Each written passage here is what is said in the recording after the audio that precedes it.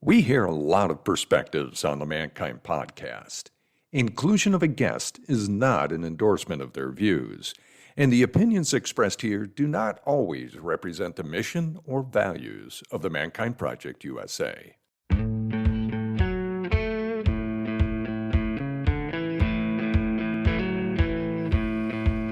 Looks like the rain has gone. G'day and welcome to a live recording of the Mankind podcast, the show where we break the molds of modern manhood to prove there's more than one way to be a man. I'm your host, Brandon Clift, and today we are joined by Gregory Benedikt. Gregory is a professionally certified executive life and leadership coach who specializes in helping leaders and individuals achieve their biggest dreams and live a story worth telling.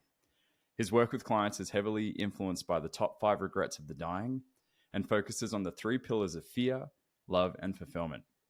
Gregory is currently on day 19 of 100 days of making bold requests and talking to strangers because he believes that everything we want in life is on the other side of fear and that the universe rewards bold action. Mate, grateful to have you on the show. So happy to be here, Brandon. Thanks for having me. Yeah, absolutely. Now, big thanks, of course, goes to Dane Sanders for connecting us. We both were a part of his, Men of Challenge, right? Men of Pain, Men of Discomfort program.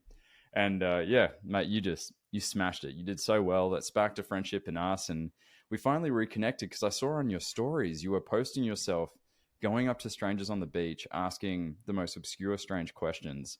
And the results were absolutely hilarious. So tell us a little bit more about what has inspired you to jump into this world of rejection.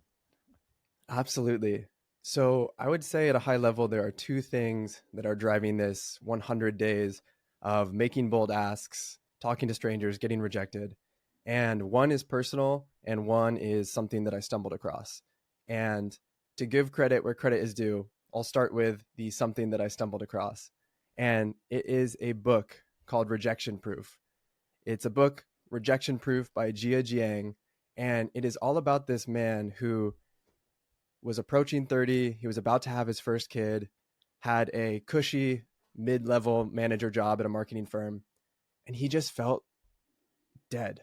He felt dead on the inside. Like he had always wanted to be an entrepreneur. And here he was about to turn 30, about to have a family, and he wasn't fulfilling his lifelong dream. And so he decides to quit his job. His wife, who is 4 months away from having their first child, says, I'll give you 6 months to go out and start a company. 6 months. If you can't start a company in 6 months, you have to go back to your job. And it's this epic story of him almost getting funding for the company he starts in 4 months, the VC investor passing on it, him going back to his wife saying, I have to go get my job back, don't I? And she says, what do you mean? You still have 2 months left. And so Jia goes out and he decides for 100 days, he's going to try and get rejected by strangers in the most outrageous ways because he realizes that he is terrified of hearing the word no. The word no has been holding him back in all areas of his life. And this book documents the 100 ways that he goes out and asks for crazy things. He gets rejected in some of them, but what he finds is that the things that people say yes to surprise him, and that he can overcome his fear of rejection by essentially using exposure therapy and just doing it over and over and over again. So I read the book about 2 years ago, and it just touched something inside of me.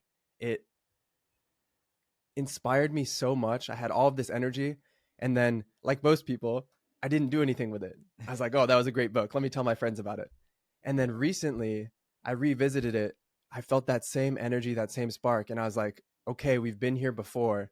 Let's actually do something about it this time.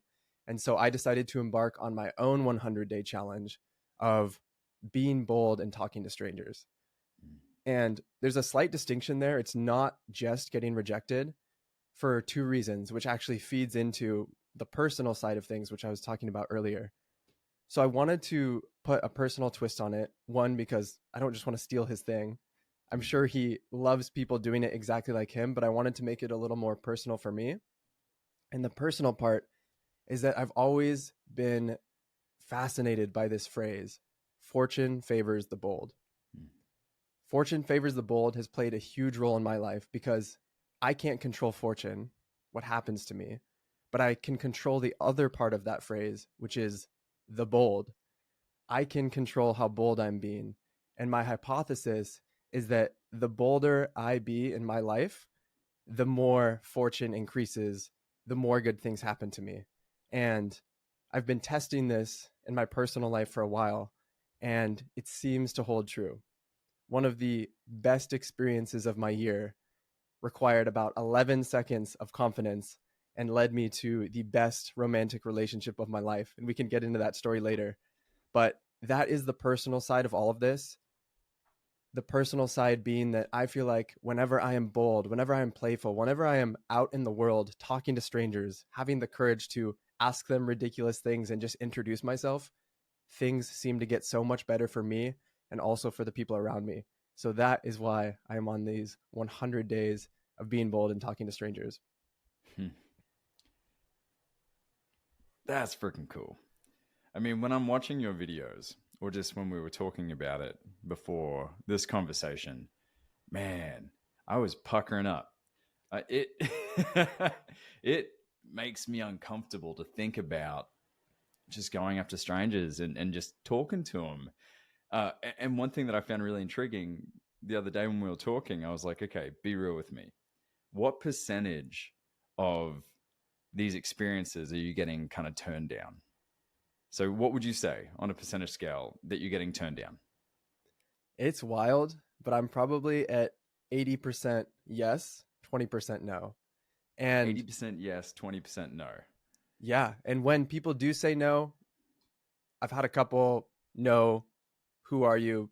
This seems crazy, get out of here. I mean, no one's actually said get out of here, but that's what I've said to myself after. Yeah. But most of the times people say yes, and if it is a no, it's a no because it doesn't work for them in that moment. Right. And that is a huge thing, a huge lesson from that book, Rejection Proof, is that when people say no, it's not for the reason that you're making up in your head that you're crazy, you're not good enough. It's usually logistically, it doesn't work for them. And if you ask why is it a no? Like super politely, you find out that for some obscure reason, they can't do it today, but they can do it tomorrow, things like that. Yeah, or they're like, look, I'm walking here with my wife, like we're just spending alone time. You get a rational reason. So of that 20% that say no, an even smaller percent, well, you said when we spoke, there hasn't been a single moment where someone's been rude or horrible and just been like, no, piss off.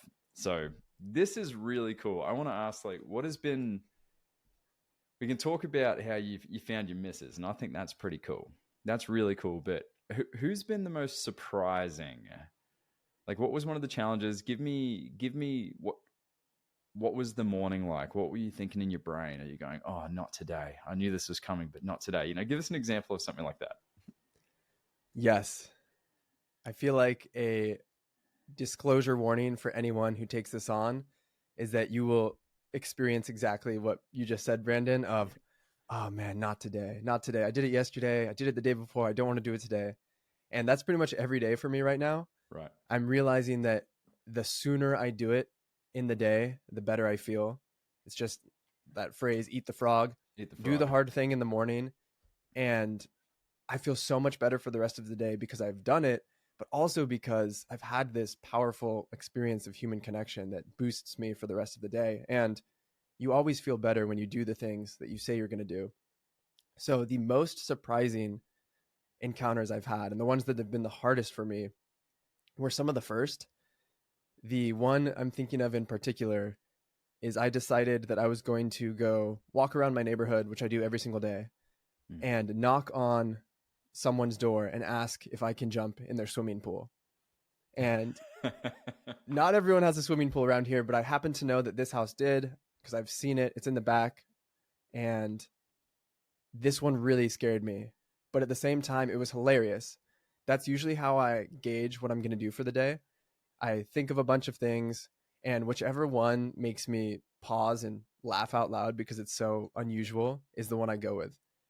And so I go on my neighborhood walk. I'm walking up to the house. They have a gate, like a gate in front of their driveway that's closed a lot of the times. And I was walking up and it looked like it was closed. And I was like, oh, thank God. Yeah. I can't do it. I'm not going to climb over their gate. I don't want to intrude into someone's life. But of course, chance has it that there's a opening in the gate that's like 5 feet. It's like semi-closed, not all the way closed. And I'm like, all right, game on. Oh, So I walk up to the door. I press the doorbell, and it's one of those ring doorbells. So I know that as soon as I press it, someone's watching me on their phone. They can see who's at the door. And I've quickly learned that the longest period of time in the universe is the time it takes between when you ring a stranger's doorbell and the time it takes for them to answer the door. yes. So I'm sitting there, I'm nervous, I'm shaking, I'm sweating, and this man answers the door. And I wanted to make it bold. I wanted to make it outrageous. I didn't want to start with qualifications and explaining that I'm doing this challenge. So he That was answers my the next door. question. Yeah, that you weren't just going to be like, hey, I'm doing this rejection challenge and it's really important that I overcome blah, blah, blah. Can I please jump? Yeah. So he opens the door. Totally. And I give myself permission to share that context later, but not at first. And so he opens the door. I put on my best smile and I say, "Hi, I'm Gregory, and I was wondering if I could jump in your pool." And it's at this moment that the funniest things happen. People are confused. They usually start laughing. You can see the wheels turning in their head when they're like quickly doing an assessment of this man in front of them. Like, who is this guy? What does he want? What is he trying to sell me? Am I safe? Is he dangerous? Why does he have a mustache? Like all of these things. And he laughs and he goes, "Sure, I guess." Like, why? People always ask why. And then that's when I give myself permission to be like, hey, I'm doing this thing where I'm challenging myself to talk to strangers and make outrageous asks. Sometimes I bring in the fortune favors the bold thing. Sometimes I don't. And he's like, all right, like meet me out back. I'll see you there in a second. So I walk around the house and I'm like, this is what I'm doing. Is there any way that you can film me jumping in your pool? And he's like, yeah, I got you. And so he owned it. I'm about to jump in the pool. He's cheering me on. He's like, go, Gregory. And I jump in, and then he like turns the camera around and it's like, that was amazing, man. How many days do you have left? And it was super cool. Such a cool moment. It's funny because you can just see him on the video, just being like laughing to himself, being like, this is insane, but also cool. Yeah. And that was the big moment that started it all for me. That wasn't my first challenge. I think that was number 2 or number 3, but that was the first time I made a video about it. I made a little Instagram reel, chopped up all of the things and posted it on Instagram. And that reel got like 220,000 views, which for me is insane. I mean, I have like 1,000 followers, or I had 1,000 followers at the time. Now it's almost doubled because people are really resonating with this idea. And I guess they want to follow along. Mate, that's awesome. That's so good. And that was just 3 days in. Yeah. So what has been the most, well, let me ask you, what's been the ripple effect of this experience? Not just on you, but how has it knocked onto the people around you? Yeah, it's been really, really cool to see the ripple effect. I would say that 95% of the people who I talk to about this, and it's not me telling them what I'm doing, it's just, I'm usually just coming from the challenge or I'm about to do one and they're like, okay, what's going on? You seem fired up or nervous or whatever. So it's naturally coming up in pretty much all of my interactions. And 95% of the people I tell about this, they have the reaction you did, where they're like, oh man, that is so awesome. Something comes alive inside of me and I'm also terrified at the same time. But people are really resonating with it. And so much so that I now have these 14-day group cohorts where I'm doing it alongside people. I'm sharing ideas with them of what they can do. I'm providing one-on-one support throughout it. We're having group calls to talk about what was the hardest one for you this week. And it's been really cool to see how, just like the author of that book, Gia, inspired me, apparently, surprisingly, I'm inspiring other people to do it. And getting to do it alongside people has been amazing. It's really helped me because it forces me to continue with the challenge, my own challenge of 100 days. And it's making it slightly, and I'll say slightly, easier for me to keep going. But it's been really cool to see the people who resonate with it. And then the other 5% are like, that's stupid. Like, what are you doing? That's dangerous. Why would you do that? It's like it's like a lot of anger almost. It's like, why would you do that? because they are uncomfortable by the idea of going up to strangers, and I don't blame them. I'm very uncomfortable still. I just do it despite the fear, despite the discomfort. Well, you're challenging an internal status quo in a big way, right? The part of our mind or psyche that wants to keep us safe, keep us in the familiar, doesn't like to be stretched outside of its, perceived capacity. And so look what you're doing, man. You're proving something to yourself every day. You're standing in the fire. That's neat, man. That's neat. So tell us about how you met your missus. Yeah, I love this story because this was before the challenge, but this is really what inspired the challenge. It inspired the tattoo I have on my arm. That's a constant reminder. You got some ink? I did. I got a tattoo. Can you show us? We'll see. Let's see if I can get this into the camera. Whoa. It's a small 2 lines of text on my forearm pointed toward me as a personal reminder. And it says, "Live a story worth telling." And that experience of getting the tattoo was a story worth telling in and of itself. It was in Japan with my best friend at a Japanese tattoo parlor where the man spoke 0 English. We were having translation issues. I was like, oh my gosh, is he going to spell the words wrong? Yeah. It was a wild experience, but it turned out okay. But this whole idea of living a story worth telling is very related to all of this. And it's very related to how I met my girlfriend. To me, living a story worth telling is about living the life that you want to remember. It's about having all of the experiences in your life to create the memories you crave, having the impact in other people's lives that you desire. It's about living your life completely how you want to and not how others expect of you. It has a lot to do with the 5 regrets of the dying, which we can touch on later, but time for the story. So I was getting breakfast with a friend. We had just gone on a hike. We're in this cafe. It's one of my favorite cafes in Solana Beach, San Diego, called the Naked Cafe. People always ask me, can you wear clothes there? Yes. It's so good. And I'm sitting down for breakfast. And as I go to sit down, I catch eye contact with this woman a couple tables over, and she's beautiful. I don't often have a visceral reaction to seeing someone, but when I saw her, as I'm sitting down, I'm like, I need to talk to this woman. But she was busy, I was busy, and I was like, okay, I'm going to eat my breakfast, and if she's still here at the end of it, I guess I have to go say something to her. And we finish up breakfast, and they are still there. And so she's sitting at a table with another guy who's sitting across from her, might be her boyfriend, might not, I'm not sure, and another woman who was one of her best friends.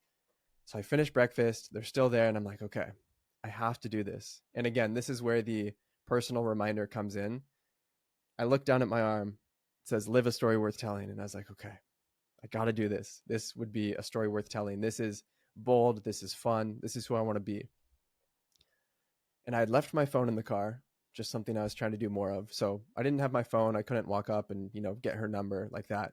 And so I asked the waitress for a paper receipt and a pen, and I write Gregory and my phone number on it. So I have the receipt in hand.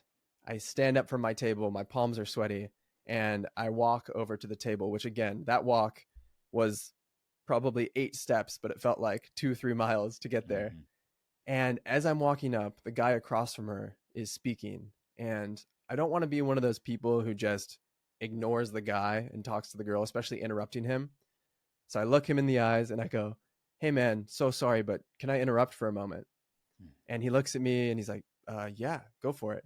And I've talked to him now after the experience. It's one of my girlfriend's really good friends. And he thought that I worked there and that I was coming to tell them, hey, you guys have to give up your table because you've been here for like 2 hours. So he says, okay, yeah, sure, go for it. And then that's when I turn to my girlfriend. Her name is Mika. And I look her in the eyes and I say, hey, you're really cute, which means you probably have a boyfriend. But if you don't, here's my number. And I slide the receipt across the table. And when I said the part about you probably have a boyfriend, but if you don't, she really quickly went, I don't have a boyfriend. And so I slide the receipt across the table. I'm feeling on top of the world. I'm like, yes, let's go. And I'm like, all right, guys, have a good day. And I walk away. And my friend who I had been having breakfast with had been outside watching the whole thing because he was like, dude, you have to do this, but I can't be here for it. I need to go outside. Like, I can't handle this. I'm nervous. And so it was that moment, literally probably took 11 seconds of overcoming my fear. And again, this is not something I had done often. I am not the smooth, suave person who's always approaching girls in cafes. I'd never done that before. I just felt like I needed to do it here. And she ended up texting me. We ended up hanging out. We ended up absolutely hitting it off. And we've been dating for 6 months now. And it has been the best romantic relationship of my life. Because you were bold enough to take a risk and live a story worth telling.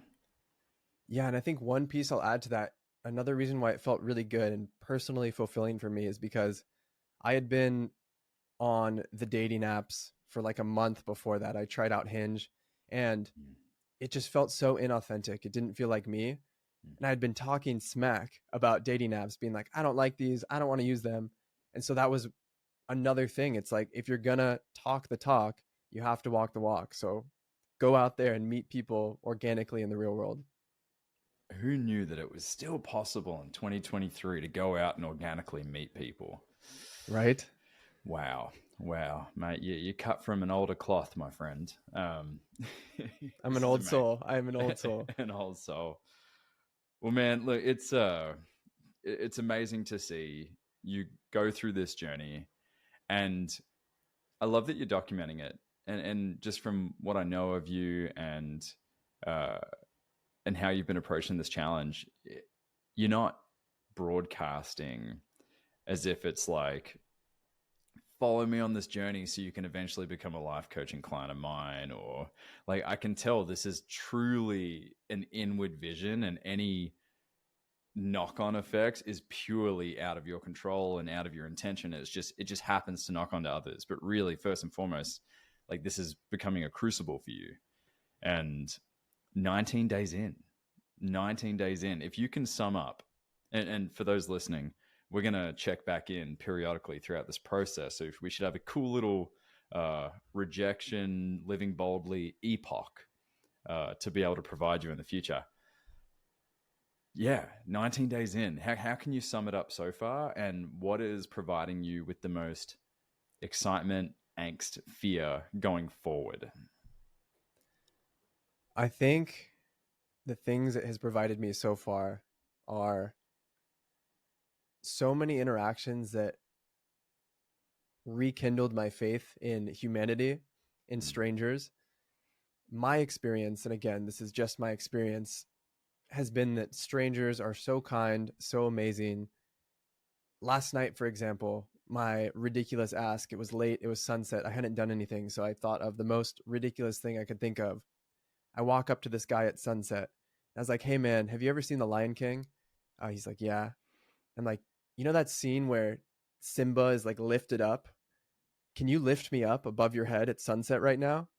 And instead of saying no and saying you're a crazy person, the first question he asks, he looks at me and he goes, how much do you weigh? And I was like 175. And he's like, I don't think so. I don't think I could lift you above my head. And it just makes me think, like, if I had said like 140, would he have done it? Yeah. And he says no, but then we just start chatting and he introduces himself and I'm like, yeah, sorry, I know that was wild, but like, what are you up to? How's sunset? And we just have this conversation. And so my faith in humanity and strangers has been restored, and that everyone I've talked to has been kind and compassionate. Even if someone says no, they don't yell at me, they don't beat me up. All of those fears I had were proven to be false. And also getting to do it with other people has been amazing. I want my life to be about helping other people live a story worth telling in addition to my own, and getting to challenge people to get outside of their comfort zone, and then also figure out how can you make these asks applicable to your dreams, applicable to your life, about who you want to become. How can we make each challenge specific to you has been super, super cool. So the kindness of strangers, realizing that there are good people, you don't hear about it on the news very much, and getting to inspire, support, challenge, encourage, poke, prod, all of these people who are doing it alongside me those two things have been amazing. Fantastic. Well, mate, I am so eager for our next check-in. I think it's going to be, it's going to be amazing. Can't wait to hear the stories. And yeah, for those of you listening and watching us live, or for those of us watching, Gregory, what is something you want to share with them that just to get their toes in the water? And perhaps they're like you day one, or like you the first day you picked up the book. What is some words of encouragement and perhaps just a small bit of skin in the game that someone can start with? Yeah. I think the thing that has helped me the most with this, but also in other areas of my life, is that the moment you leave your comfort zone, you've already succeeded. It's not about the outcome. It's not about if the person says yes or no, or gives you a hug or doesn't. It's about, do you have the courage to accept the challenge? And if you flip how you're measuring it, if the KPI is, did I attempt the thing? Did I try my best? Then the moment you take that step, you've succeeded. And it frees you. It frees you. It's like anyone can physically walk up to a door and press the doorbell. It's the physiological and mental barriers that get in the way, not the physical. Yeah. Fantastic. Amazing. Well, mate, I'm pumped up. I've got butterflies in my stomach right now thinking about some sales calls I got to make this week for my job. So, mate, this is great inspiration. It's a great story, and I'm so grateful to catch you on the early stages of the journey, mate. You're 20% of the way. You got another 80 to go, and this is super cool, super neat. I want to thank all of you that have joined us today live for the Mankind Podcast, the show where we break the molds of modern manhood to prove there is more than one way to be a man. Gregory, for those that want to find out more about you, where can they find you? I think the best place at this point is to follow along on Instagram. So we'll put my Instagram handle in the show notes. It's my full name, Gregory Russell Benedikt. And I think that's the best place because I am making some content around this. I'm not filming every single one. I'm not doing the hidden camera thing because I don't want to step on people's privacy. But for the people who are excited about it and they want to get involved once I tell them about it, we film it, we make it fun, we make it light. And so the best way to follow along is definitely on Instagram because you can see the progress, you can see the challenges. That's the best. Heck yeah. Fantastic. Links will be in the show notes. And for those joining us live, I've already posted in the comments Gregory's Instagram handle. And I'm just going to put this out there. Let's get Jia Jiang on the show during one of these. Maybe it's day 100. Maybe it's just day 50. Let's get him on. Let's show him the power of his story and his book, as well as Jason Comley, who originally set this all up and put this whole process together that inspired him. So we're going to put that out there in the ether, in the universe, and make it happen. And the worst they can say is no. And then life's the same. Mm-hmm. So that's something I remind myself a lot. Is the worst thing that can happen is nothing. The best thing that can happen is anything. Yeah. Beautiful. Well said. Well, guys, we'll see you next week for another episode of the Mankind Podcast. Lots of love. We'll see you then.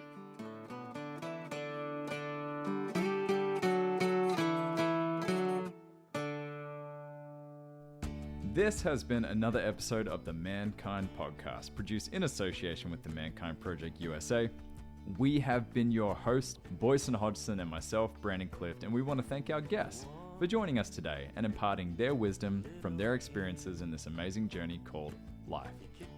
If you want to find out more about today's guests and support them in their mission, you can find links to them in the show notes. Now, if you have found gold and insights that you believe could benefit your loved ones and those you care about, be sure to share it with them. And of course, we are always grateful for a rating and review of the show on iTunes. Now, above all else, we've got to thank you, the listener, because through your attention, and your support, you have made it possible for us to let men all over the world know that they are not alone and that there is more than one way to be a man. And if something in this episode has touched you, then perhaps it is the call to action to get involved in men's work. With live trainings happening constantly and in-person trainings happening all over the world, the Mankind Project definitely has something for you.